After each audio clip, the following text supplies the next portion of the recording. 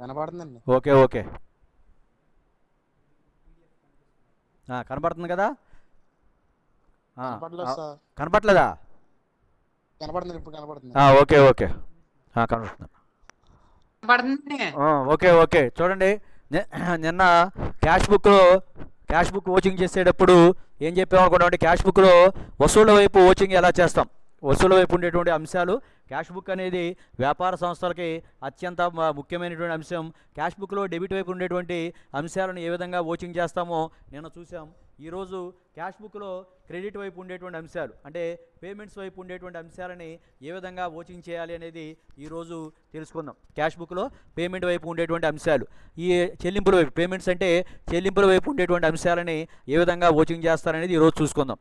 First వీటిని, ఈ cash book payments అయిన ఓచింగ్ చేసేటప్పుడు ఏం చేయాలంటే, ఆడిటరు చాలా జాగ్రత్తగా పరిశీలన చేయాల్సినటువంటి, చాలా జాగ్రత్తగా ఉండాలి, చాలా జాగ్రత్తగా పరిశీలన చేయాల్సినటువంటి ఆవశ్యకత అనేది ఉంటుంది. చాలా జాగ్రత్తగా క్యాష్ బుక్ పేమెంట్స్ని చాలా జాగ్రత్తగా ఆడిటరు పరిశీలన చేయాలి. అవేంటంటే, పేమెంటు జరిగిందని రుజువు మాత్రమే కాకుండా, పేమెంట్ జరిగిందనేటువంటి రుజువు మాత్రమే కాకుండా, ఆ పేమెంటు అనేది ఎవరికి జరిగింది, పేమెంట్ జరిగిందనేటువంటి రుజువు మాత్రమే కాకుండా దాని యొక్క యథార్థతను కూడా పరిశీలించాలి. పేమెంట్ అనేది ఎందుకు జరిగింది, ఎవరికి పేమెంట్ అంటే చెల్లింపు అనేది ఎందుకు జరిగింది, తర్వాత ఎవరికి జరిగింది అని పరిశీలించాలి. పేమెంట్ జరిగిందని సంతృప్తి చెందకుండా ఆడిటర్ ఇంకే విషయాలనైతే ఈ క్రింది విషయాలను కూడా జాగ్రత్తగా తీసుకోవాలి. పేమెంట్స్ పెద్ద మొత్తంలో జరుగుతూ ఉంటాయి. ఒక్కొక్కసారి అసలైన వ్యక్తులకు కాకుండా వేరే వ్యక్తులకి అవాస్తవాలతో పేమెంట్ చేయటం అనేది జరుగుతూ ఉంటుంది. కాబట్టి ఒకసారి once paid it is so difficult to return back. ఒకసారి చెల్లించేసిన తర్వాత వెనక్కి తీసుకుందామంటే చాలా కష్టంతో కూడుకున్నటువంటి వ్యవహారం. కాబట్టి పేమెంట్ చేసినట్టు రుజువు మాత్రమే కాకుండా దాని యొక్క ఫ్యాక్టును, వాస్తవాన్ని కూడా లేదా యథార్థతను కూడా పరిశీలించాల్సినటువంటి ఆవశ్యకత అనేది ఉంది. పేమెంట్ ఎందుకు జరిగింది, ఎవరికి జరిగింది అని చెప్పి పరిశీలన చేయాలి. పేమెంట్ అనేది ఎందుకు జరిగింది మరియు ఎవరికి జరిగింది అనే విషయాన్ని కూడా మనం జాగ్రత్తగా పరిశీలన చేయాల్సినటువంటి ఆవశ్యకత అనేది ఉంది. పేమెంట్ జరిగిందనేటువంటి సంతృప్తి చెందకుండా ఆడిటర్ ఏం చేయాలంటే, క్రింది అంశాలను పరిగణలోకి తీసుకోవాలి.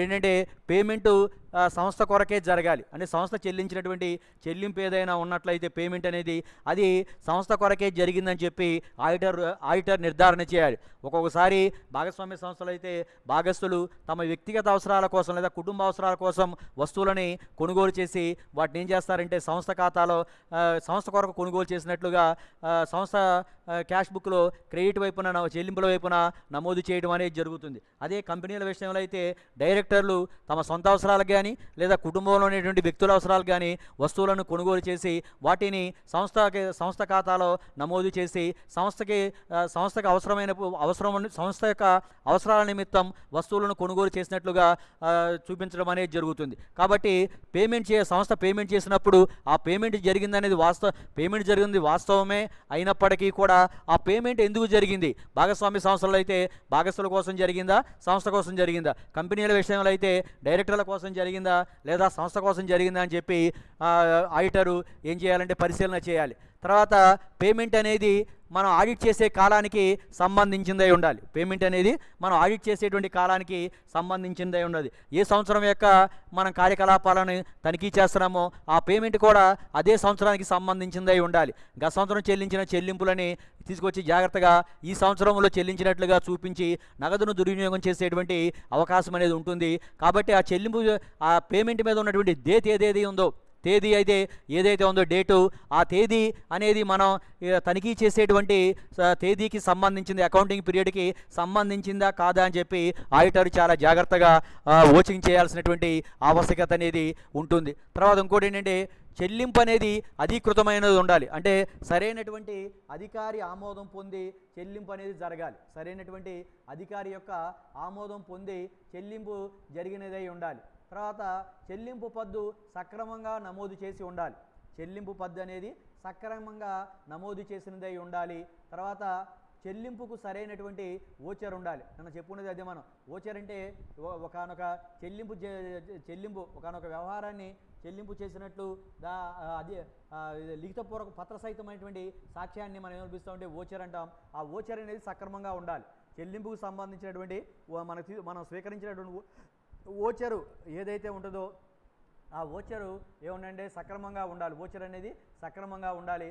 తర్వాత ఇంకోటి ఏంటంటే ఓచర్లోని వివరాలు క్యాష్ బుక్ వివరాలతో పోల్చాలి. ఓచర్లో ఉండేటువంటి వివరాలు క్యాష్ బుక్ వివరాలతో పోల్చాలి.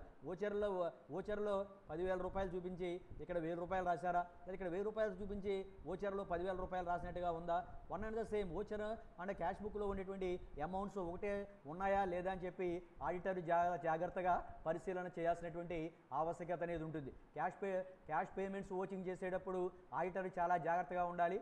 పేమెంట్ రుజువు మాత్రమే కాకుండా యథార్థతను కూడా పరిశీలించాలి. పేమెంట్ జరిగింది వాస్తవమే, కానీ అది ఆ పేమెంట్ అనేది యథార్థంగా జరిగిందా లేదా, వాస్తవంగా ఆ ఖర్చు అనేది సంస్థ కోసం ఖర్చు పెట్టారా లేదా అని చెప్పి పరిశీలన చేయాల్సినటువంటి ఆవశ్యకత అనేది ఉంటుంది. పేమెంట్ ఎందుకు జరిగింది, ఎవరికి జరిగింది అనేటువంటి విషయాలని పరిశీలించాలి. పేమెంట్ జరిగిందని చెప్పి సంతృప్తి చెందకుండా ఆడిటరు క్రింది విషయాలని పరిశీలన చేయాల్సినటువంటి ఆవశ్యకత అనేది ఉంటుంది. ఆ పేమెంట్ చెల్లింపు అనేది సంస్థ కొరకే జరిగిందా లేదా అని చెప్పి నిర్ధారణ చేయాలి. ఆ పేమెంట్ అనేది ఏంటంటే ఆడిట్ కాలానికి సంబంధించిందా కాదా అని చెప్పి నిర్ధారణ చేసుకోవాలి. పేమెంట్ అనేది మన ఏ సంవత్సరానికి సంబంధించినటువంటి కార్యకలాపాలను అయితే మనం ఓచింగ్ చేస్తున్నామో ఆ కాలానికి అది చెందిందా కాదా అని చెప్పి పరిశీలన చేయాలి. తర్వాత అధీకృతమైనటువంటి చెల్లింపు అనేది అధీకృతమైన చెల్లింపు అయి ఉండాలి. అంటే సరైనటువంటి అధికారి ఆమోదం పొంది అథారిటేటివ్ పేమెంట్ అనేది జరిగి ఉండాలి. తర్వాత సరైనటువంటి వ్యక్తికి ప్రాపర్ పర్సన్కి చెల్లింపు జరిగిందా లేదా ఓచింగ్ చేయాలి. తర్వాత నెక్స్ట్ చెల్లింపు పద్దు సక్రమంగా నమోదు చేశారా లేదా పరిశీలన చేయాలి. తర్వాత ఇంకోటి ఏంటంటే చెల్లింపుకు సరైనటువంటి ఓచర్ ఉందా లేదా పరిశీలన చేయాలి. చెల్లింపుకు సరైనటువంటి ఓచర్ ఉందా లేదా పరిశీలన చేయాలి. తర్వాత ఓచర్లోని వివరాలు క్యాష్ బుక్ వివరాలతో సరిపోల్చాలి. ఓచర్లోని వివరాలు క్యాష్ బుక్లోని వివరాలతో సరిపోల్చాలి. ఇవి చెల్లింపు జరిగేటప్పుడు చెల్లింపులోని నగదు పుస్తకంలో చెల్లింపుల వైపు ఉన్నటువంటి వ్యవహారాలను ఓచింగ్ చేసేటప్పుడు ఆడిటర్ ఈ అంశాలన్నింటినీ కూడా పరిగణలోకి తీసుకొని ఓచింగ్ చేయాల్సినటువంటి ఆవశ్యకత అనేది ఉంటుంది. ఇక ఇప్పుడు ఈ చెల్లింపుల వైపు మనం ఏదైనా ఆస్తులను కొంటాం, ఇతర రకాలైనటువంటి చెల్లింపులు ఏదైనా చేస్తాం. ఆ చేసినప్పుడు సక్రమంగా ఆ ఓచింగ్ అనేది సక్రమంగా ఉందా లేదా అని చెప్పి మనం పోల్చాలి. ఫస్ట్ భవనాలు చూడండి. భవనాలు అనేది సంస్థ భవనాలని నిర్మించవచ్చు లేదా కట్టినటువంటి భవనాలని కొనుగోలు చేయొచ్చు. ఒకవేళ కట్టినటువంటి భవనాలను కొన్న ఎడల డైరెక్టర్లు లేదా భాగస్తుల యొక్క ఆమోదించిన తీర్మానాలను పరిశీలించాలి. కంపెనీ విషయంలో అయితే డైరెక్టర్లు ఆమోదించిన తీర్మానాన్ని, భాగస్వామ్య సంస్థల విషయంలో అయితే భాగస్తులు ఆమోదించిన తీర్మానాలని పరిశీలించాలి. అంటే కట్టినటువంటి భవనాలు కొన్నప్పుడు. తర్వాత కట్టిన భవనాలు కొంటే బ్రోకరేజ్ ఏమైనా చెల్లించారా, అంటే మధ్యవర్తులు బ్రోకర్స్ ఉంటారో వారికి ఏమైనా రెమ్యునరేషన్ చెల్లించారా. ఒకవేళ బ్రోకర్స్ ద్వారా కొన్నట్లయితే బ్రోకరేజ్ స్టేట్మెంట్ వారికి చెల్లించినటువంటి స్టేట్మెంట్స్ పరిశీలించాలి. వేలం ద్వారా కొన్నట్లయితే వేలం పాటదారు జారీ చేసేటువంటి స్టేట్మెంట్ని పరిశీలించాలి. కొనుగోలు పూర్తయిన తర్వాత ఓనర్షిప్ రైట్స్, యాజమాన్యపు హక్కులు కొనుగోలు పూర్తయిన తర్వాత ఓనర్షిప్ రైట్స్ అనేవి క్లయింట్ పేరున ఉన్నాయా లేదా పరిశీలన చేయాలి. బ్రోకర్కు వేలంపాటదారులకు చెల్లించినటువంటి కమిషను, రిజిస్ట్రేషన్ ఖర్చులు, న్యాయవాది ఖర్చులు ఇవన్నీ కూడా భవనాల ఖాతాకే డెబిట్ చేయాలి. భవనాన్ని కొన్నామనుకోండి, ఆ భవనాన్ని కొనుగోలు చేయడానికి పెట్టిన ఖర్చులు మాత్రమే కాకుండా దాని స్థాపన ఖర్చులు కానీ, బ్రోకరేజ్ ఖర్చులు కానీ, రిజిస్ట్రేషన్ ఛార్జీలు ఇవన్నీ కలిపి భవనం యొక్క విలువను పెంచుతాయి. కాబట్టి వీటన్నింటినీ కూడా భవనాల ఖాతాకే డెబిట్ చేయాలి.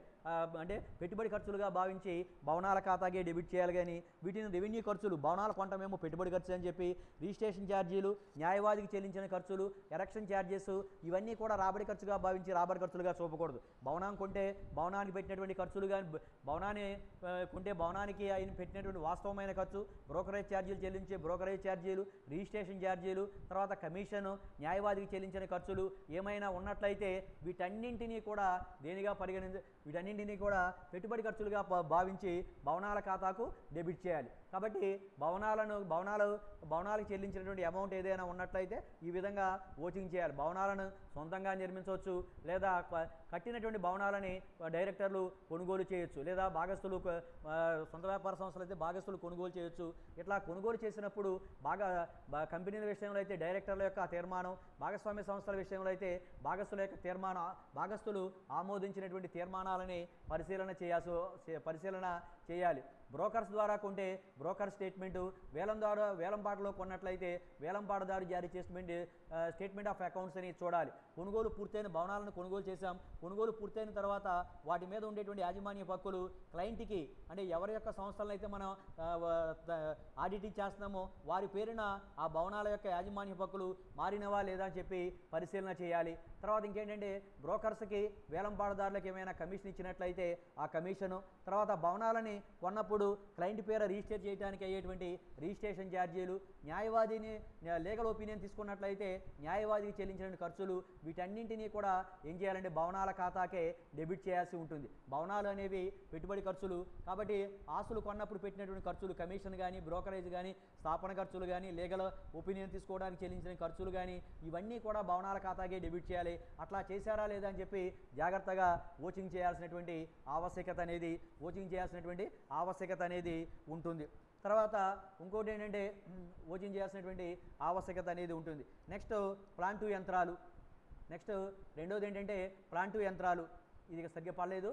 రెండోది ప్లాంటు యంత్రాలు కొనడానికి సరైనదిగా అధికారుల యొక్క ఆమోదం ఉన్నది లేనిది పరిశీలించుకోవాలి. యంత్రాలు ప్లాంట్ యంత్రాలు సంస్థకి అనేక పెద్ద మొత్తంలో ప్లాంట్ యంత్రాలు అవసరం అవుతుంటాయి. యంత్రాలు కొనడానికి సరైనటువంటి అధికారి యొక్క ఆమోదం ఉన్నదా లేనిదా అని చెప్పి మనం పరిశీలన చేసుకోవాల్సినటువంటి ఆవశ్యకత అనేది ఉంటుంది. ఒకవేళ మన యంత్రాలను కొన్నప్పుడు అమ్మకందారు నుంచి వచ్చినటువంటి ఇన్వాయిస్ని పరిశీలించాలి. యంత్రం వేలంపాటలో కొన్నట్లయితే వేలంపాటదారు స్టేట్మెంట్ ఆఫ్ అకౌంట్స్ని సరిచూడాలి. హైర్ పర్చేజ్ సిస్టమ్ పద్ధతి పైన కొన్న ఎడల హైర్ పర్చేజ్ సిస్టంలో అద్దె కొనుగోలు పద్ధతిలో మన యంత్రాలను కొన్నామనుకోండి అగ్రిమెంట్ని పరిశీలన చేయాలి.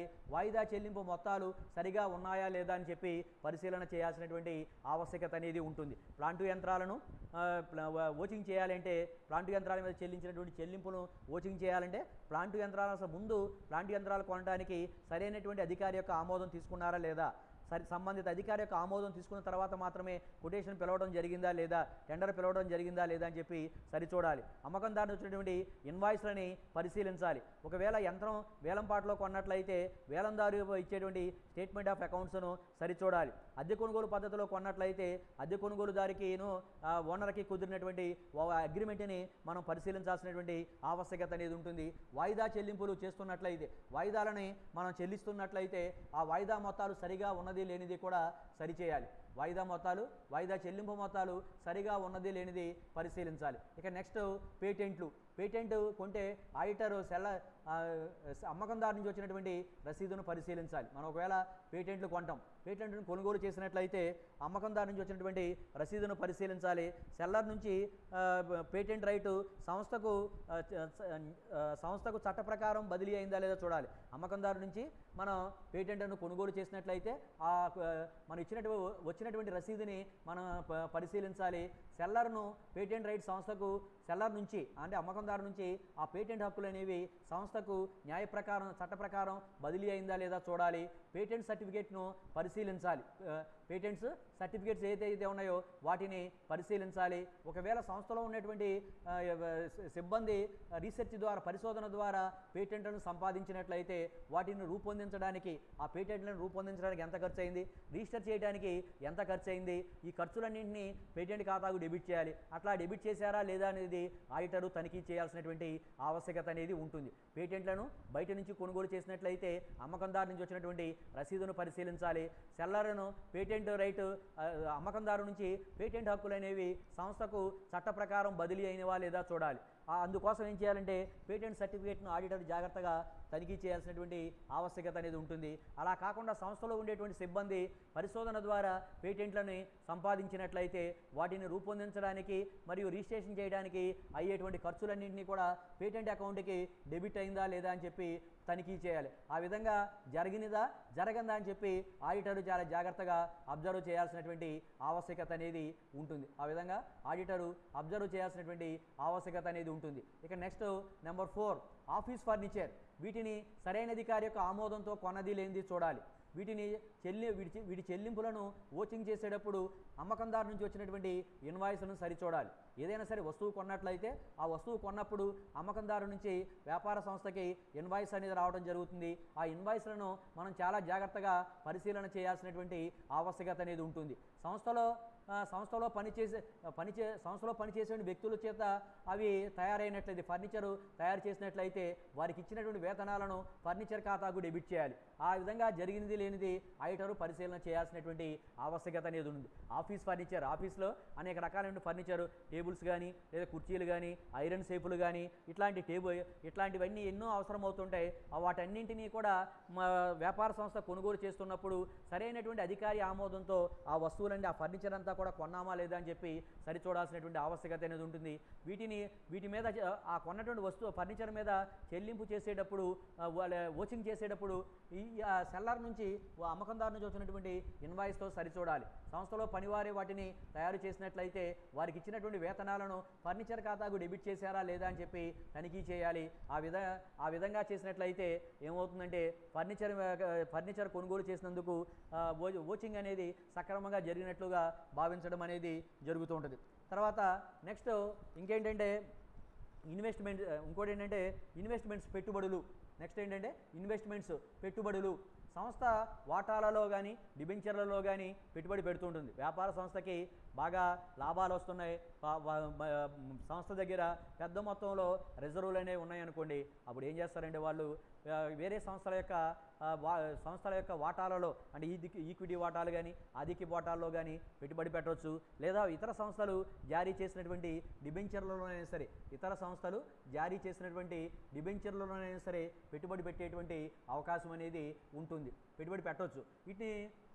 వీటి కొనుగోలు భాగస్వామ్య సంస్థలలో అయితే భాగస్తులు వీటిని అంటే సంస్థ యొక్క మిగులు ధనంతో ఇతర సంస్థలలో వాటాలు కొనుగోలు చేయడానికి కానీ లేదా డిబెంచర్లని కొనుగోలు చేయడానికి కానీ భాగస్వామ్య సంస్థల విషయంలో అయితే భాగస్తుల తీర్మానం ఉందా లేదా అని చెప్పి పరిశీలన చేయాలి. అదే కంపెనీల విషయంలో అయితే డైరెక్టర్ల యొక్క తీర్మానాన్ని పరిశీలించాలి.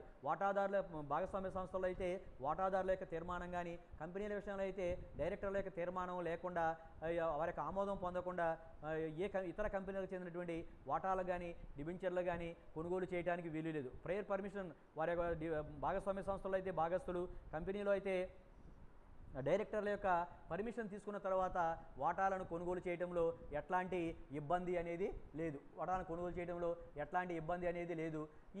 ఒకవేళ ఈ పెట్టుబడులను బ్రోకర్స్ నుంచి ఇన్వెస్ట్మెంట్స్ను బ్రోకర్ అంటే మధ్యవర్తుల నుంచి కొంటే వారు పంపినటువంటి కొనుగోలు స్టేట్మెంట్ని పరిశీలించాలి. ఇన్వెస్ట్మెంట్స్ని బ్రోకర్స్ నుంచి కొంటే వారు పంపినటువంటి కొనుగోలు స్టేట్మెంట్ని పరిశీలించాలి. కొనుగోలు చేసిన ఇన్వెస్ట్మెంట్ సర్టిఫికేట్స్ని ఆడిటర్ స్వయంగా తనిఖీ చేయాలి. కొత్తగా స్థాపించినటువంటి కంపెనీ వాటాలను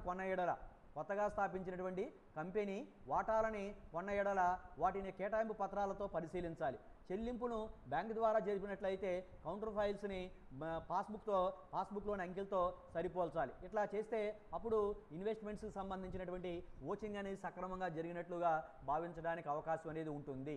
సంస్థలో వాటాలు డిబెంచర్లు, సంస్థ వాటాలలోనూ వేరే కంపెనీ ఈక్విటీ వాటాలు, ఆధిక్యపు వాటాలు లేదా డిబెంచర్లలో ఇన్వెస్ట్మెంట్ చేయడానికి ఆసక్తి చూపించవచ్చు, అంటే వాటిని కొనుగోలు చేయడానికి ఆసక్తి అనేది చూపించవచ్చు. వీటి కొనుగోలు అనేది భాగస్వామ్య సంస్థల విషయంలో అయితే భాగస్తుల యొక్క తీర్మానం ఉండాలి. అదే కంపెనీల విషయంలో అయితే డైరెక్టర్ల యొక్క తీర్మానం అనేది ఉన్నది లేనిది పరిశీలన చేయాలి. తీర్మానం ఉన్న తర్వాత మాత్రమే వాటిని కొనుగోలు చేయాలి. లేకుండా కొనుగోలు చేసినట్లయితే సంబంధిత అధికారిని పిలిచి అట్లా ఎందుకు జరిగిందో తెలుసుకోవాల్సినటువంటి ఆవశ్యకత అనేది ఉంటుంది. ఒకవేళ పెట్టుబడులను బ్రోకర్స్ ద్వారా కొన్నట్లయితే వారు పంపినటువంటి పర్చేజ్ స్టేట్మెంట్ను పరిశీలించాలి. కొనుగోలు చేసినటువంటి ఇన్వెస్ట్మెంట్ సర్టిఫికేట్స్ను ఆడిటర్ స్వయంగా తనిఖీ చేయాలి. ఏ రకమైన పెట్టుబడులు కొన్నారు, ఆ పెట్టుబడుల యొక్క సర్టిఫికేట్లు అంటే వాటా సర్టిఫికేట్లు కానీ డిబెంచర్ పత్రాలను కానీ ఆడిటర్ చాలా జాగ్రత్తగా తనిఖీ చేయాల్సినటువంటి ఆవశ్యకత అనేది ఉంటుంది. ఒకవేళ కొత్తగా స్థాపించినటువంటి కంపెనీ వాటాలను కొనుగోలు చేసిన ఎడల కేటాయింపు పత్రాలను పరిశీలించాలి. వాటాల కొనుగోలుకు సంబంధించి చెల్లింపును బ్యాంకు ద్వారా చేసినట్లయితే కౌంటర్ ఫైల్స్తో బ్యాంకు పాస్బుక్లోని అంకెలను పోల్చాలి. అప్పుడు అది సక్రమమైనటువంటి ఓచింగ్గా పరిగణించడానికి అవకాశం అనేది ఉంటుంది. నెక్స్ట్ ఏంటంటే 6 రుణాలు. అగ్రిమెంటు, ప్రామిసరీ నోటు, బిల్లు, రసీదులను పరిశీలించాలి.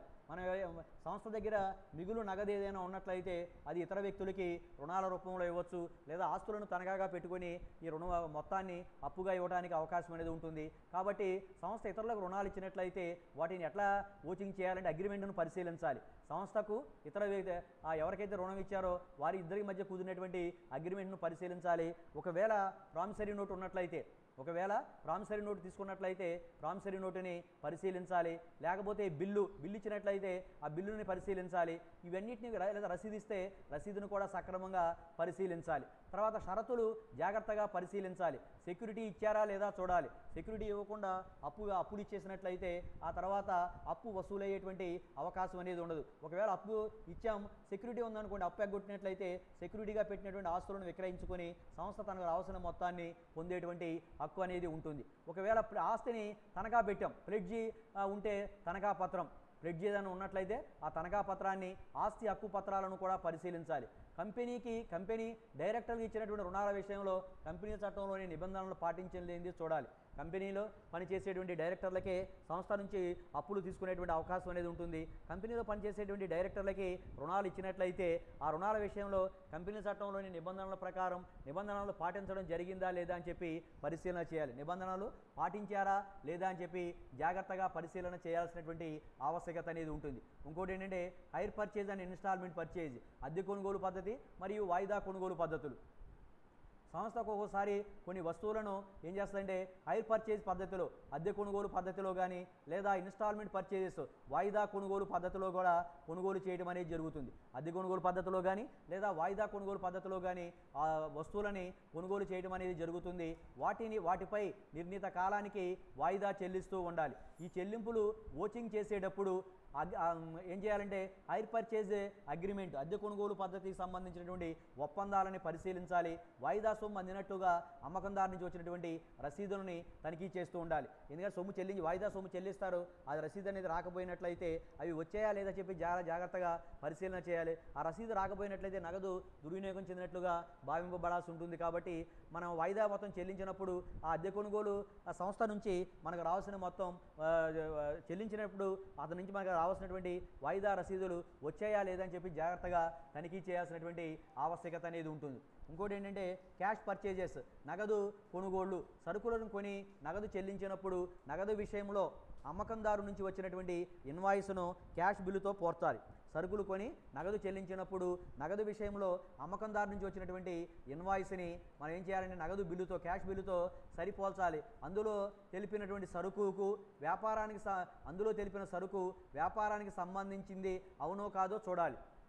అందులో తెలిపినటువంటి సరుకు వ్యాపారానికి సంబంధించినదో కాదో సరిచూడాల్సినటువంటి ఆవశ్యకత అనేది ఉంటుంది. ఇక నెక్స్ట్ 9 జీతాలు.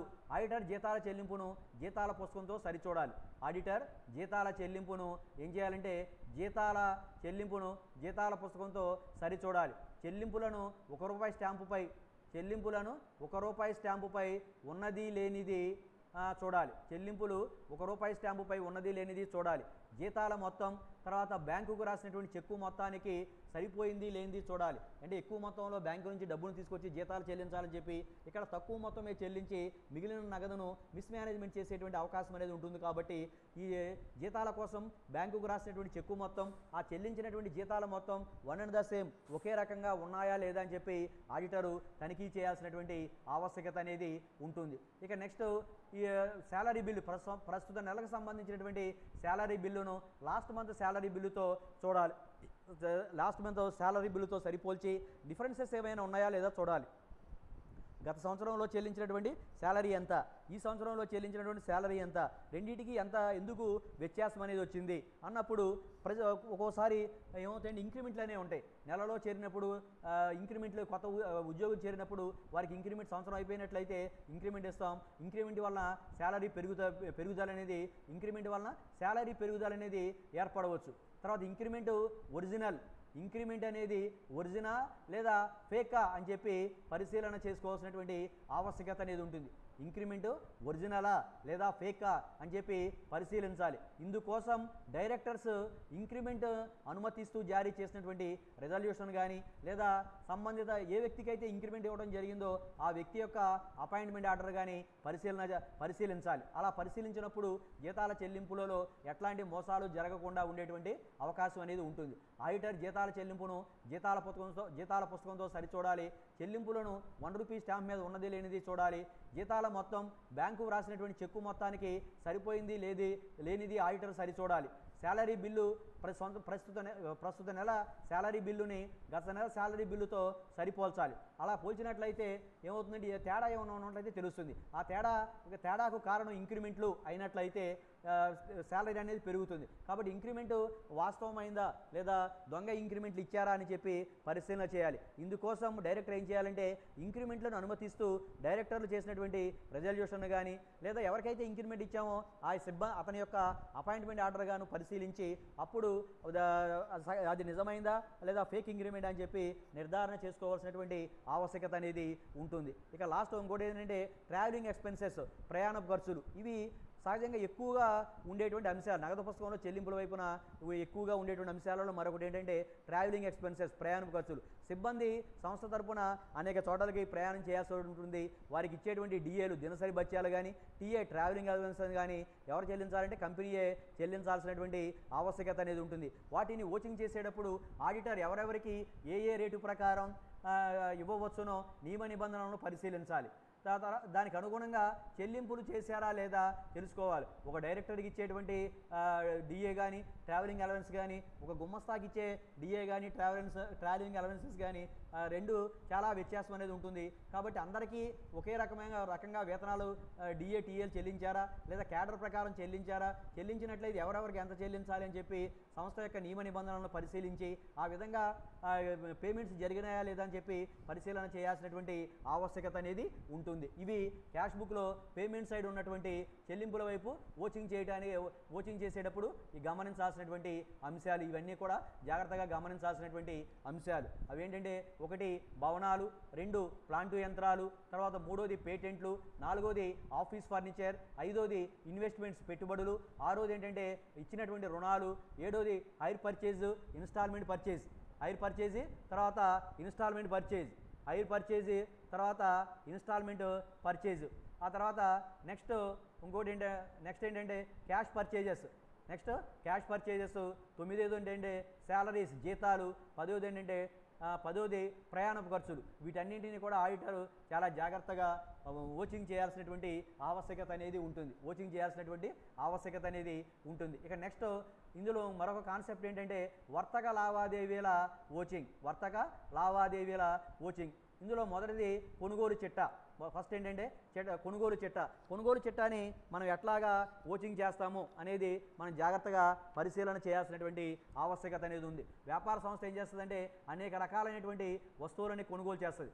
వ్యాపార సంస్థ అనేక రకాలైనటువంటి వస్తువులను కొనుగోలు చేస్తుంది. అవి వ్యాపారానికి సంబంధించి ప్రధానమైనవి కావచ్చు లేదా ఆఫీసుకు సంబంధించినటువంటి వస్తువులు కావచ్చు. ఆఫీసుకు సంబంధించినటువంటి స్టేషనరీ కానీ లేదా ప్లాంట్ అండ్ మెషినరీ కానీ, ల్యాండ్ అండ్ బిల్డింగ్స్ కానీ కూడా కావచ్చు. వీటిని క్యాష్ లేదా క్రెడిట్, వీటిని నగదు మీద కొనవచ్చు లేదా అరువు మీద కూడా కొనుగోలు చేయొచ్చు. నగదు మీద కొనుగోలు చేసిన వస్తువులని నగదు పుస్తకంలో నమోదు చేయడం జరుగుతుంది. అరువు మీద కొనుగోలు చేసినటువంటి వస్తువులని ఎందులో చేస్తారంటే ఫర్నిచర్ బుక్లో కొనుగోలు చిట్టాలో నమోదు చేయడం అనేది జరుగుతుంది. సరుకు కాకుండా ఇతర ఆస్తులు ఏవైనా కొన్నట్లయితే, వర్తకంలో వాడేటువంటి సరుకు కాకుండా ఇతర ఆస్తులు ఏమైనా కొన్నట్లయితే, ఇతర ఆస్తులను ఏమైనా సరే అరువు మీద కొన్నట్లయితే వాటిని ఎందులో నమోదు చేయాలంటే అసలు చిట్టాలో నమోదు చేయాల్సినటువంటి ఆవశ్యకత అనేది ఉంటుంది. నగదు కొనుగోలేమో నగదు పుస్తకంలో చూపిస్తాం, క్రెడిట్ పర్చేస్నేమో పర్చేస్ బుక్లో చూపిస్తాం. సో వ్యాపారంలో వాడే సరుకు కాకుండా ఇతరాస్తులు ఏమైనా సరే మనం అరువుకు కొన్నట్లయితే వాటిని ఎక్కడ నమోదు చేయాలంటే జనరల్ ప్రాపర్ అసలు చిట్టాలో వాటిని నమోదు చేయాల్సినటువంటి ఆవశ్యకత అనేది ఉంటుంది. ఇక నెక్స్ట్ ఈ పర్చేజ్ బుక్ కొనుగోలు చిట్టాని ఓచింగ్ చేసేటప్పుడు గమనించాల్సినటువంటి అంశాలు ఏంటంటే నెంబర్ 1 ప్రతి ఇన్వాయిస్ క్లయింట్ పేరును ఉన్నది లేనిది చూడాలి. ప్రతి ఇన్వాయిస్ క్లయింట్ పేరున ఉన్నది లేనిది చూడాలి. ఇన్వాయిస్లోని సరుకు క్లయింట్ వ్యాపారానికి సంబంధించినది కానీ ఇదే చూడాలి. ఇన్వాయిస్లో సరుకు క్లయింట్ వ్యాపారానికి సంబంధించిందా కాదా అని చెప్పి పరిశీలన చేయాలి. ఒకవేళ సొంతానికి వస్తువులను కొనుగోలు చేసి సంస్థ పుస్తకాలలో మనం నమోదు చేసి సంస్థ ద్వారా పేమెంట్ జరుగుతుంది, వాడుకునేది ఇంటి దగ్గర వాడుకుంటున్నారేమో అనేటువంటిది జాగ్రత్తగా పరిశీలన చేయాలి. కాబట్టి ప్రతి ఇన్వాయిస్ క్లయింట్ పేరు ఉన్నది లేనిది చూడాలి. ఇన్వాయిస్లో ఉన్న సరుకు క్లయింట్ వ్యాపారానికి సంబంధించిందా లేదా అని చెప్పి తనిఖీ చేయాల్సినటువంటి ఆవశ్యకత అనేది ఉంటుంది. తర్వాత రెండోది ఏంటంటే ఇన్వాయిస్ మీద తేదీ సరిగా ఉన్నది లేనిది చూడాలి. ఆ ఇన్వాయిస్ మీద ఉన్న తేదీ ఆడిట్ చేసే కాలానికి సంబంధించిందా కాదా అని చెప్పి పరిశీలించాలి. తప్పనిసరిగా ఆ ఇన్వాయిస్ మీద ఉన్న తేదీ ఆడిట్ చేసేటువంటి కాలానికి సంబంధించిందై ఉండాలి. తర్వాత ఇన్వాయిస్ పరీక్ష పూర్తయిన వెంటనే దాని మీద స్టాంప్ వేసి రద్దు చేయాలి. లేకపోతే దీన్ని అట్లా స్టాంప్ వేసి రద్దు చేయకపోయినట్లయితే మరొకసారి దానిని తీసుకొచ్చి ప్రజెంట్ చేసేటువంటి అవకాశం అనేది ఉంటుంది. కాబట్టి ఇన్వాయిస్ యొక్క పరిశీలన పూర్తి అయిపోయిన వెంటనే దాని మీద స్టాంప్ వేసి రద్దు చేయాల్సినటువంటి ఆవశ్యకత అనేది ఉంటుంది. ఇక నెక్స్ట్ మూడోది ఏంటంటే నెంబర్ 3, ప్రతి ఇన్వాయిస్లో ఉన్న వస్తువుల కోసం బాధ్యత కలిగినటువంటి అధికారి మాత్రమే, అంటే అధికారం కలిగినటువంటి అధికారి మాత్రమే ఆ ఇన్వాయిస్లో వస్తువులని కొనుగోలు చేయడానికి ఆర్డర్ పెట్టాడా లేదా అని చెప్పి పరిశీలన చేయాలి. తర్వాత నెక్స్ట్ అది కొనుగోలు చట్టానికి సంబంధించినటువంటి అంశాలను ఓచింగ్ చేసేటువంటి విధానం. నెక్స్ట్ ఏంటంటే అమ్మకాల చట్టాను ఓచింగ్ చేసేటువంటి విధానం. అమ్మకాల చట్ట అందులో ఉన్నటువంటి అంశాలని ఎట్లా ఓచింగ్ చేస్తారనేది ఇప్పుడు మనం చూద్దాం. అమ్మకాలు 2 రకాలుగా జరుగుతాయి. అవి ఏంటంటే ఒకటి cash sales, 2 credit sales. Cash sales నగదు అమ్మకాలు ఏం చేస్తామంటే క్యాష్ బుక్లో రాస్తాం. క్రెడిట్ సేల్స్ అరువు అమ్మకాలు ఏమైనా ఉన్నట్లయితే వాటిని సేల్స్ బుక్ అమ్మకాల చట్టాలో రాస్తాం. నగదు అమ్మకాలనేమో నగదు పుస్తకంలో రాస్తాం. అరువు అమ్మకాలనేమో అమ్మకాల చట్టాలో వ్రాయడం అనేది జరుగుతుంది. తర్వాత క్రెడిట్ సేల్స్ని క్యాష్ బుక్ నుంచి ఆవర్జాలోని వ్యక్తుల ఖాతాకు వారికి చెందిన మొత్తాలతో నమోదు చేయడం అనేది జరుగుతుంది. క్రెడిట్ సేల్స్ని ఏం చేస్తారంటే క్యాష్ బుక్ నుంచి ఆవర్జాలోని సేల్స్ బుక్ నుంచి ఆవర్జాలోని ఖాతాలకు వారికి చెందిన మొత్తాలతో ట్రాన్స్ఫర్ చేయడం అనేది జరుగుతుంటుంది. కాబట్టి ఈ సేల్స్ బుక్లో ఓచింగ్ చేసేటప్పుడు గమనించాల్సినటువంటి అంశాలు కొన్ని ఉంటాయి. సేల్స్ బుక్ని ఓచింగ్ చేసేటప్పుడు గమనించాల్సిన అంశాలు ఏంటంటే సేల్స్ బుక్లోని ప్రతి పద్దు దానికి సంబంధించిన ఇన్వాయిస్ కాపీతో పోల్చాలి, కంపేర్ చేయాలి. ఇన్వాయిస్లోని తేదీ, కొనుగోలుదారుని పేరు, అమ్మకపు మొత్తాన్ని సరిచూడాలి. సేల్స్ బుక్లోని ప్రతి పద్దును కూడా దానికి సంబంధించినటువంటి ఇన్వాయిస్ కాపీతో పోల్చాలి. ఇన్వాయిస్లోని తేదీని, తర్వాత కొనుగోలుదారి పేరును, తర్వాత అమ్మకపు మొత్తాన్ని కూడా సరిచూడాలి. తర్వాత రెండోది ఏంటంటే ఆర్డర్ బుక్లో వ్రాసినటువంటి వివరాలు, తయారు చేసిన ఇన్వాయిస్లోని వివరాలు, బయటకు పోయే సరుకు పుస్తకంలోని వివరాలతో పోల్చి చూడాలి. ఆర్డర్ బుక్లో వ్రాసినటువంటి వివరాలు, తయారు చేసినటువంటి ఇన్వాయిస్లోని వివరాలు, తర్వాత బయటకు పోయేటువంటి అవుట్వర్డ్స్ గూడ్స్ రిజిస్టర్లో కూడా వాటి నమోదు చేసిన వివరాలతో పోల్చి చూడాలి. ఇక నెక్స్ట్ మూడోది ఏంటంటే అమ్మిన సరుకును ముగింపు సరుకుతో చేర్చి కూడా లాభాలు పెంచవచ్చు. సరుకు అమ్మేసినప్పటికీ కూడా అది అమ్మకం కానట్లుగానే ముగింపు సరుకులో చేర్చి తద్వారా ఏమవుతుందంటే లాభాలు పెంచి చూపించడానికి అవకాశం అనేది ఉంటుంది. అట్లాంటి మోసాలు ఏమైనా జరిగినాయో లేదో చెప్పి ఆడిటర్ ఏం చేయాలంటే చాలా జాగ్రత్తగా వాటిని తనిఖీ చేయాల్సినటువంటి ఆవశ్యకత అనేది ఉంటుంది. ఇక నెక్స్ట్ మూడోది ఏంటంటే కొనుగోలు వాపసుల చట్టా. ఇంతకుముందు కొనుగోలు చట్టా తెలుసుకున్నాం, తర్వాత అమ్మకాల చట్టా తెలుసుకున్నాం. కొనుగోలు వాపసుల చట్టా పర్చేజ్ రిటర్న్స్ బుక్ని ఆడిటర్ ఓచింగ్ చేసేటప్పుడు క్రింది విషయాలను దృష్టిలో పెట్టుకోవాలి. పర్చేజ్ రిటర్న్స్ బుక్స్ కొనుగోలు వాపసుల చట్టాన్ని ఓచింగ్ చేసేటప్పుడు ఆడిటర్ దృష్టిలో పెట్టుకోవాల్సినటువంటి అంశాలు ఏంటంటే అమ్మకందారుకు డెబిట్ నోట్ పంపినది లేనిది చూడాలి. అదేవిధంగా సెల్లర్ నుంచి క్రెడిట్ నోట్ వచ్చింది లేదో చూడాలి. అమ్మకందారుకి సరుకులు అమ్మిన సరుకులు కొన్నప్పుడు ఆ సరుకులు మనకు ఇష్టం లేదు, అందులో కొన్ని తిప్పి పంపించేస్తాం. అందుచేత అమ్మకందారు ఖాతాని డెబిట్ చేస్తాం. అట్లాంటి అతని ఖాతాని డెబిట్ చేస్తూ తయారు చేసేటువంటి నోట్ని డెబిట్ నోట్ అంటాం. డెబిట్ నోట్ పంపింది లేనిది చూడాలి. అదేవిధంగా అమ్మకందారు నుంచి క్రెడిట్ నోటు వచ్చింది లేనిది కూడా జాగ్రత్తగా తనిఖీ చేయాలి. తర్వాత రెండోది ఏంటంటే పర్చేజ్ రిటర్న్స్ బుక్ను సప్లైదారు నుంచి వచ్చినటువంటి క్రెడిట్ నోట్స్తో ఓచింగ్ చేయాలి. పర్చేజ్ రిటర్న్స్ బుక్ను సప్లైదారుల నుంచి వచ్చినటువంటి క్రెడిట్ నోట్తో ఓచింగ్ చేయాల్సినటువంటి ఆవశ్యకత అనేది ఉంటుంది. మూడోది ఏంటంటే బయటకు పోయేటువంటి సరుకుల పుస్తకంలో ఉన్నటువంటి వివరాలను పర్చేజ్ రిటర్న్స్ బుక్లో వ్రాసిన వివరాలతో సరిపోల్చాలి. ఇక నెక్స్ట్ నాలుగోది ఏంటంటే అమ్మకాల వాపసుల పుస్తకం. ఈ దీనిని ఓచింగ్ చేసేటప్పుడు ఏం చేయాలంటే క్రింది విషయాలని పరిగణన దృష్టిలో పెట్టుకుని ఓచింగ్ చేయాలి ఆడిటర్. అవేంటంటే సంస్థలో అమలులో ఉన్నటువంటి ఇంటర్నల్ చెకింగ్, అంతర్గత తనిఖీ పటిష్టంగా సమర్థవంతంగా ఉన్నది లేనిది చూడాలి. అంతర్గత తనిఖీ అంటే ఒకరు చేసిన పనిని వెంటనే సిబ్బందులు మరొకరు తనిఖీ చేసేటువంటి క్రమబద్ధమైనటువంటి పని విధానాన్ని అనిపిస్తూ ఉంటే ఇంటర్నల్ చెకింగ్ అంటాం. ఈ అమ్మకాల సంస్థ అమలులో ఉన్నటువంటి ఇంటర్నల్ చెకింగ్ అనేది సమర్థవంతంగా ఉందా లేదా అని చెప్పి అమ్మకాల వాపసుల మొత్తాన్ని ఓచింగ్ చేసేటప్పుడు గమనించాలి. వాపసులు వాపసులను వచ్చే సరుకు పుస్తకంలో వ్రాసినది లేనిది పరీక్షించాలి. వాపసులను వచ్చిన సరుకు పుస్తకంలో వ్రాసినది లేనిది పరీక్షించాలి. తర్వాత మూడోది ఏంటంటే ఈ చిట్టాలో పద్దులను ఖాతాదారుకు పంపిన జమపత్రంతోనూ తర్వాత వారి నుంచి వచ్చినటువంటి ఖర్చు పత్రంతోనూ డెబిట్ నోటు మరియు క్రెడిట్ నోటుతో పోల్చూడాలి. ఈ చిట్టాలను పద్దులను ఖాతాదారు పంపినటువంటి క్రెడిట్ నోటుతోనూ వారి నుంచి వచ్చినటువంటి జమపత్రం అంటే డెబిట్ నోటుతోనూ పోల్చి చూడాల్సినటువంటి ఆవశ్యకత అనేది ఉంటుంది. నెక్స్ట్ ఇంకోటి ఏంటంటే బిల్స్ రిసీవబుల్ ఓచింగ్ చేసేటప్పుడు ఆడిటర్ దిగు విషయాలని చాలా జాగ్రత్తగా తనిఖీ చేయాల్సినటువంటి ఆవశ్యకత అనేది ఉంటుంది. బిల్స్ రిసీవ్ బుక్ని ఓచింగ్ చేసేటప్పుడు ఆడిటర్ ఏం చేయాలంటే క్రింది అంశాలని జాగ్రత్తగా పరిశీలించాలి. మొదటిది ఇంటర్నల్ చెకింగ్, సిబ్బంది ఏ విధంగా అమలు చేస్తున్నారా లేదా పరిశీలన చేయాలి. బిల్స్ రిసీవబుల్ అన్నింటినీ చిట్టాలో సక్రమంగా రాశారా లేదా సరిచూడాలి. తర్వాత ఏంటంటే 3 హుండీలు డిజానర్ అనాదరణ పొందినట్లయితే అందుకైన ఖర్చులను కూడా డ్రాయీ ఖాతాకు అంటే స్వీకర్త ఖాతాకు డెబిట్ చేశారా లేదా చూడాలి. మనకు వసూలు హుండీలు వస్తాయనే అనేక మంది నుంచి ఆ వచ్చిన వసూలు హుండీలను మనం బ్యాంకుకి ఏం చేస్తామంటే డిస్కౌంట్ చేసుకోవడం అంటే డబ్బును పొందడానికి బ్యాంకులో డిస్కౌంట్ చేసుకోవడం అంటే బిల్లుని బ్యాంకుకి అమ్మేయటం. ఈ డిస్కౌంట్ చేసుకున్నటువంటి బిల్లులు ఒక్కొక్కసారి డిజానర్ అనాదరణకి గురవుతాయి. అట్లా అనాదరణ పొందినప్పుడు ఆ ఖర్చులను కూడా స్వీకర్త ఖాతాకు డెబిట్ చేశారా లేదా అని చెప్పి తనిఖీ చేయాల్సినటువంటి ఆవశ్యకత అనేది ఉంటుంది. తర్వాత ఇంకేంటంటే ఇంకా వసూలు కాకుండా సంస్థ వద్దే ఉన్నటువంటి వసూలు బిల్లులను ఆడిటర్ స్వయంగా పరిశీలించాలి. అవి వసూలు బిల్లుల చిట్టాలో వ్రాసిన అంకెలతో సరిపోయా లేదా అంటే బిల్స్ రిసీవబుల్ బుక్ రిజిస్టర్లో రాసినటువంటి మొత్తాలు సంస్థ దగ్గర ఉన్నటువంటి వసూలు బిల్లుల మొత్తాలు వన్ అండ్ ద సేమ్ ఒకటే రకంగా ఉన్నాయా లేదని చెప్పి ఆడిటర్ తనిఖీ చేయాల్సినటువంటి ఆవశ్యకత అనేది ఉంటుంది. అది వసూలు బిల్లులని ఓచింగ్ చేసేటువంటి విధానం. నెక్స్ట్ ఇక బిల్స్ పేయబుల్ చెల్లింపు బిల్లులని ఓచింగ్ చేయటం. ఇంకోటి ఏంటంటే చెల్లింపు బిల్లులని ఓచింగ్ చేసేటువంటి విధానం. బిల్స్ పేయబుల్ చెల్లింపు బిల్లుల చిట్టాని ఓచింగ్ చేసేటప్పుడు ఆడిటరు క్రింది విషయాలని గమనించాలి. ఫస్ట్ ఏంటంటే చెల్లింపు బిల్లుల విషయానికి సంబంధించి అంతర్గత చెకింగ్ ఇంటర్నల్ చెకింగ్ అనేది సమర్థవంతంగా ఉందా లేదా అని చెప్పి తనిఖీ చేయాల్సినటువంటి ఆవశ్యకత అనేది ఉంటుంది. ఇంటర్నల్ చెకింగ్ అనేది సమర్థవంతంగా ఉందా లేదా అని చెప్పి తనిఖీ చేయాలి. తర్వాత రెండోది ఏంటంటే కొన్న సరుకులు పొందిన సేవలకు మాత్రమే బిల్లులు జారీ చేసినట్లుగా పరిశీలన చేయాలి. కొన్నటువంటి సరుకులు కానీ లేదా పొందినటువంటి సేవలకు మాత్రమే మనం బిల్లులను జారీ చేసామా లేదా అని చెప్పి జాగ్రత్తగా పరిశీలన చేయాల్సినటువంటి ఆవశ్యకత అనేది ఉంటుంది.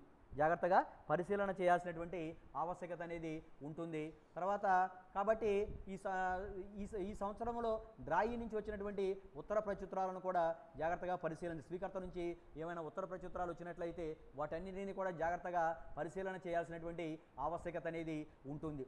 తర్వాత నెక్స్ట్ ఇంకోటి ఏంటంటే జనరల్ ప్రాపర్ అసలు చిట్టాని ఓచింగ్ చేయటం. ఈ చిట్టాలు మనకు తెలుసు 8 రకాలు. కొనుగోలు చిట్టా, కొనుగోలు వాపసుల చిట్టా, అమ్మకాల చిట్టా, అమ్మకాల వాపసుల చిట్టా, తర్వాత నగదు చిట్టా ఆల్రెడీ మనం ఓచింగ్ చేయడం ఎట్లా ఓచింగ్ చేయాలో వసూల వైపు చెల్లింపుల వైపు ఎట్లా ఓచింగ్ చేయాలో చూసాం. ఆ తర్వాత చెల్లింపు బిల్లుల చిట్టా, ఆ తర్వాత వసూలు బిల్లుల చిట్టా, తర్వాత చెల్లింపు బిల్లుల చిట్టా చూసాం. ఇప్పుడు లాస్ట్ది ఏంటంటే జర్నల్ ప్రాపర్ అసలు చిట్టా అని ఏంటంటే ఈ జర్నల్ ప్రాపర్ కొన్ని పద్ధతులకు మాత్రమే పరిమితమైనప్పటికీ వాటి నేచర్ అత్యంత ప్రధానమైనది. జర్నల్ ప్రాపర్ అసలు చిట్టాలు అనేది కొన్ని రకాలైనటువంటి పద్ధతులకు మాత్రమే పరిమితమైనప్పటికీ దాని యొక్క స్వభావాన్ని బట్టి ఇది అత్యంత ముఖ్యమైనదిగా మనం పరిగణనలోకి తీసుకోవాల్సినటువంటి ఆవశ్యకత అనేది ఉంటుంది. మనం చాలా జాగ్రత్తగా దీనిని ఓచింగ్ చేయాలి. అవి ఏంటంటే ఆడిటరు చిట్టాలోని ప్రతి పద్ధతును కూడా అధికారి యొక్క ఆమోదం ఉన్నది లేనిది చూడాలి. ఇందులో ఆడిట్ చేసేటప్పుడు ఆడిటర్ ఈ చిట్టాలో నమోదు చేసినవి అంటే ఆ సంస్థలో ఉపయోగించే సరుకు కాకుండా ఇతరాస్తులు కొన్నప్పుడు కానీ సర్దుబాటు పద్దులు కానీ ప్రారంభ పద్దులు కానీ ముగింపు పద్దులు కానీ సవరణ పద్దులు కానీ మొదలైన వాటివన్నింటినీ కూడా ఇందులో నమోదు చేస్తారు. అసలు చిట్టాలో నమోదు చేయడం అనేది జరుగుతుంది. ఇందులో ఏదైనా పద్దుని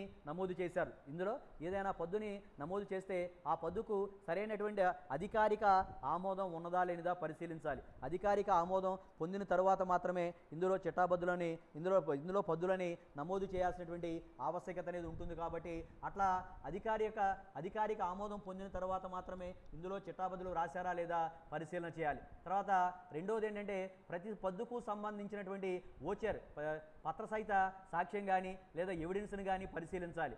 అసలు చిట్టాలో రాసేటువంటి ప్రతి పద్దుకి కూడా పత్రసహిత సాక్ష్యం ఓచర్ కానీ లేదా ప్రాపర్ ఎవిడెన్స్ కానీ ఉందా లేదా అని చెప్పి తనిఖీ చేయాలి. ప్రతి పద్దుకు కూడా నేరేషన్ రాసింది లేనిది చూడాలి. నేరేషన్ అంటే క్లుప్తీకరణ. ఆ పద్దు ఎందుకు రాశారో ఆ నేరేషన్ చూస్తే మనకు అర్థమైపోతుంది. కాబట్టి ప్రతి పద్దుకి కూడా నేరేషన్ అనేది ఉందా లేదా అని చెప్పి తనిఖీ చేయాలి. నెక్స్ట్ ఏంటంటే ఎంట్రీస్, చిట్టాబద్దులు తర్వాత లెడ్జర్లో సరిగా నమోదైంది లేనిది చూడాలి. చిట్టాబద్దులు ఆవర్జాలో సక్రమంగా నమోదైందా లేదా అని చెప్పి తనిఖీ చేయాల్సినటువంటి అవసరం అనేది ఉంటుంది. ఇక లాస్ట్ది ఏంటంటే కన్సైన్మెంట్ పద్ధతిపై సరుకును అమ్మటం. Consignment sale are on consignment basis. Consignment పద్ధతి మీద సరుకు అమ్మటం ఓచింగ్ ప్రొసీజర్. కన్సైన్మెంట్ పద్ధతి మీద సరుకు అమ్మినప్పుడు ఓచింగ్ చేయాల్సినటువంటి ప్రొసీజర్ అనేది ఏ విధంగా ఉంటుందంటే, కన్సైన్మెంట్పై సరుకు పంపినప్పుడు దానిని సేలుగా పరిగణించరాదు. కన్సైన్మెంట్పై సరుకు అమ్మినప్పుడు దానిని అమ్మకం కింద పరిగణించకూడదు. కన్సైనీ అమ్మితేనే, కన్సైన్మెంట్పై సరుకుని కన్సైనీకి పంపించాం, కన్సైనీ ఆ సరుకుని అమ్మినప్పుడు మాత్రమే అది వాస్తవమైనటువంటి అమ్మకంగా పరిగణించాలి. కానీ కన్సైన్మెంట్ మీద సరుకు పంపగానే అది అమ్మకం అయిపోయినట్లుగా భావించడానికి అవకాశం అనేది లేదు. తర్వాత ఇంకేంటంటే, ప్రతి పట్టణానికి పంపినటువంటి సరుకుపై వచ్చినటువంటి లాభాన్ని విడివిడిగా లెక్కించడానికి స్పెషల్ కన్సైన్మెంట్ ఖాతాను నమోదు చేసింది లేనిది చూడాలి. అంటే ఒక వ్యాపారస్తుడు దేశంలో అనేక ప్రాంతాలకి కన్సైన్మెంట్ సరుకు పంపుతాడు. ఏ ఊరికైతే కన్సైన్మెంట్ పంపుతున్నామో ఆ పేరుతో ఖాతాని ఓపెన్ చేస్తాం. సపోజ్ మనం ఇక్కడ విజయవాడలో ఉన్నాం, మనం విశాఖపట్నానికి సరుకు పంపిస్తామనుకోండి, విశాఖపట్నం కన్సైన్మెంట్ ఖాతా, హైదరాబాద్ సరుకు పంపిస్తే హైదరాబాద్ కన్సైన్మెంట్ ఖాతా, బెంగళూరు సరుకు పంపిస్తే బెంగళూరు కన్సైన్మెంట్ ఖాతా, ఢిల్లీకి సరుకు పంపిస్తే ఢిల్లీ కన్సైన్మెంట్ ఖాతా అని చెప్పి ఏ ఊరికైతే సరుకు పంపిస్తామో ఆ ఊరి పేరు మీద కన్సైన్మెంట్ ఖాతాలని ప్రారంభించడం అనేది జరుగుతుంది. ఆ ప్రారంభించిన తరువాత ఆ పట్టణాలకు పంపినటువంటి సరుకు మీద వచ్చినటువంటి లాభాన్ని విడివిడిగా లెక్కించి ఆ కన్సైన్మెంట్ వల్ల మనకి లాభం వచ్చిందా లేదా నష్టం వచ్చిందని చెప్పి తెలుసుకోవడానికి అవకాశం అనేది ఉంటుంది. ప్రతి కన్సైన్మెంట్కు కన్సైనర్ పెట్టినటువంటి ఖర్చులు కానీ తర్వాత కన్సైన్మెంట్ ఖాతాకి డెబిట్ చేయాలి. ప్రతి కన్సైన్మెంట్కు కన్సైనర్ కొన్ని ఖర్చులు పెడుతుంటాడు. ఆ ఖర్చులన్నింటినీ కూడా కన్సైన్మెంట్ ఖాతాకి డెబిట్ చేయాల్సినటువంటి ఆవశ్యకత అనేది ఉంటుంది. ఆ ఖర్చులన్నింటినీ కూడా కన్సైన్మెంట్ ఖాతాకి డెబిట్ చేయాల్సినటువంటి ఆవశ్యకత అనేది ఉంటుంది. ఈ ఖర్చులను క్యాష్ బుక్లో క్రెడిట్ వైపు మొత్తాలతో సరిచూడాలి. కన్సైన్మెంట్ ఖాతా ఖర్చులు కాబట్టి క్యాష్ బుక్లో క్రెడిట్ వైపున ఉంటాయి, ఇవేమో కన్సైన్మెంట్ ఖాతాలో డెబిట్ వైపున ఉంటాయి. కాబట్టి కన్సైన్మెంట్ మీద కన్సైనర్ ఖర్చులు పెట్టి చట్టబద్ధం రాస్తాం. కన్సైన్మెంట్ ఖాతా డాట్ నగదు ఖాతా అని రాస్తాం, కన్సైన్మెంట్ ఖాతాలో నగదు ఖాతా అని రాస్తాం. కాబట్టి నగదు ఖాతాలో బై కన్సైన్మెంట్ ఖాతా అని చెప్పి నమోదైందా లేదని చెప్పి అతడు ప్రతిదాన్ని కూడా సరిచూడాల్సినటువంటి ఆవశ్యకత అనేది ఉంటుంది. తర్వాత ఇక కన్సైనీ ఖర్చులు, ఆ తర్వాత అమ్మకాలు, అతనికి చెల్లించవలసినటువంటి కమిషన్ అకౌంట్ సేల్స్తో పోల్చి చూడాలి. కన్సైనీ సరుకు అమ్మినప్పుడు ఆ అమ్మకాల మీద కన్సైనీ ఏమైనా ఖర్చులు చెల్లించినట్లయితే ఆ ఖర్చులను కానీ, అమ్మకాల మీద అతనికి నిర్ణీత శాతం ప్రకారం కమిషన్ ఇవ్వవలసి ఉంటుంది. కాబట్టి ఆ కమిషన్ చెల్లించవలసినటువంటి కమిషన్కు సంబంధించి వివరాలన్నీ కూడా ఇందులో ఉంటాయంటే అకౌంట్ సేల్స్లో ఉంటాయి. కాబట్టి ఈ అకౌంట్ సేల్స్ను జాగ్రత్తగా పరిశీలించినట్లయితే కన్సైనీ పెట్టిన ఖర్చులు, అతని యొక్క కమిషన్, ఇతర కన్సైనీ పంపినటువంటి అడ్వాన్సు, ఇంకా చెల్లించాల్సిన మొత్తం మొదలైన వివరాలన్నీ కూడా అకౌంట్ సేల్స్లో ఉంటాయి. కాబట్టి ఆడిటరు ఓచింగ్ చేసేటప్పుడు కన్సైన్మెంట్ పంపిన సరుకుని ఓచింగ్ చేసేటప్పుడు వీటన్నింటినీ కూడా జాగ్రత్తగా పరిశీలించాలి. వీటన్నింటినీ కూడా జాగ్రత్తగా పరిశీలించినట్లయితే ఏ రకమైనటువంటి ఇబ్బంది లేకుండా ఉండడానికి ఆస్కారం అనేది ఉంటుంది. ఆస్కారం అనేది ఉంటుంది. కాబట్టి వీటిని ఓచింగ్ చేసేటప్పుడు ఇవన్నింటినీ కూడా ఓచింగ్ చేసేటప్పుడు ఆడిటరు చాలా జాగ్రత్తగా తనిఖీ చేస్తున్నారా లేదని చెప్పి పరిశీలన చేయాలి. నిన్న మనం నగదు పుస్తకం ఓచింగ్ చేసేటప్పుడు ఎట్లాంటి నగదు పుస్తకం వస్తువుల వైపు ఓచింగ్ అనేది ఏ విధంగా ఉంటుంది, చెల్లింపుల వైపు ఓచింగ్ అనేది ఏ విధంగా ఉంటుందో, ఈరోజు చూసాం. నగదు పుస్తకం ఓచింగ్ కాకుండా ఇతర రకాలైనటువంటి అంశాలు అంటే వర్తక లావాదేవీలని ఎట్లా ఓచింగ్ చేస్తారు అనేది ఈరోజు మనం డిస్కస్ చేయడం జరిగింది. అంటే కొనుగోలు చిట్టా ఎట్లా ఓచింగ్ చేస్తారు, కొనుగోలు వాపసుల చిట్టా ఎట్లా ఓచింగ్ చేయాలి, అమ్మకాల చిట్టా, అమ్మకాల వాపసుల చిట్టా ఎలా ఓచింగ్ చేయాలి, తర్వాత వసూలు బిల్లుల చిట్టా మరియు చెల్లింపు బిల్లుల చిట్టా ఎట్లా ఓచింగ్ చేయాలి, ఆ తర్వాత అసలు చిట్టా జర్నల్ ప్రాపర్ ఎలా ఓచింగ్ చేయాలి, ఆ తర్వాత కన్సైన్మెంట్ పద్ధతిపై ఏదైనా సరుకు అమ్మాం, కన్సైన్మెంట్ పద్ధతి మీద ఏదైనా సరుకు అమ్మినట్లయితే కన్సైన్మెంట్ పద్ధతి మీద ఏదైనా సరుకు అమ్మనట్లయితే ఆ ఓచింగ్ అనేది ఏ విధంగా ఉండాలి అనేటువంటి విషయాలని మనం ఈరోజు డిస్కస్ చేయడం అనేది జరిగింది. దాంతో ఏమైందంటే ఈ వర్తక లావాదేవీల ఓచింగ్ అనేది కంప్లీట్ కావడం జరిగింది. రేపు మరొక ఇంకేంటంటే శోధన అంటే రేపు ఏముంటుందంటే శోధన ఇన్వెస్టిగేషన్. ఓచింగ్ అనేది పూర్తయింది, రేపు ఇన్వెస్టిగేషన్ అనేది ఉంటుంది. ఇన్వెస్టిగేషన్కి తర్వాత ఓచింగ్కి మధ్య తేడాలు అనేవి ఆ రెండు కాన్సెప్ట్లు ఉన్నాయి. ఓచింగ్ ఆ తర్వాత differences between vouching and investigation ఆ రెండు చూసినట్లయితే మనకి ఈ 4వ యూనిట్ అనేది పూర్తి కావడం జరుగుతుంది. చక్కగా పురాణం అన్నట్టు వింటున్నట్టున్నారు, ఏమాత్రం రెస్పాన్స్ అనేది రావట్లా. గోపి హలో సార్ వినపడ అర్థమవుతుందా? అర్థమవుతుంది సార్. ఏంటి చక్కగా వింటున్నారంటే నేను మాట్లాడిందంతా వింటున్నారు కానీ మీరు మీ నుంచి ఏం రెస్పాన్స్ అవ్వట్లేరా? శాలింరాజు